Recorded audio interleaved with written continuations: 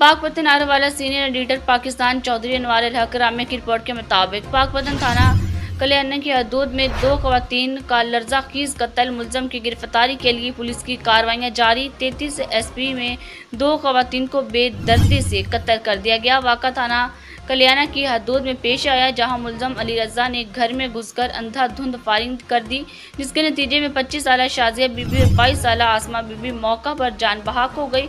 Police के मुताबिक इब्तदाई तहकीकात में इंकशाफ हुआ है कि मुलजम अली रजा मकतूला शाजिया बीबी को नाजायज़ ताल्लुकात पर मजबूर कर रहा था। इनकार पर वो तैश में आ गया और शाजिया बीबी को कत्ल कर दिया।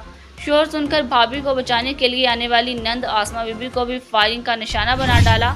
वाक़े की इत्तला मिलते ही district police officer DPO Pakpattan Javed Chandar जाए वोकोवा पर पहुंचे। क्राइम सीन यूनिट और फ्रांसिक लैब की टीमों ने मौका से शवाहद इकट्ठे कर लिए। DPO जवेद चंदर ने दोहरे कत्ल के इस अंधानाक वाक़े का नोटिस लेते हुए मुलजम की फौरी गिरफ्तारी के लिए खसूसी टीमें तश्कील दे दी। मकतूला शाजिया 3 कम सन बच्चों की माँ थी, जबकि आसमा 2 बच्चों की माँ थी, जिनके सिरों से माँ का साया छिन गया।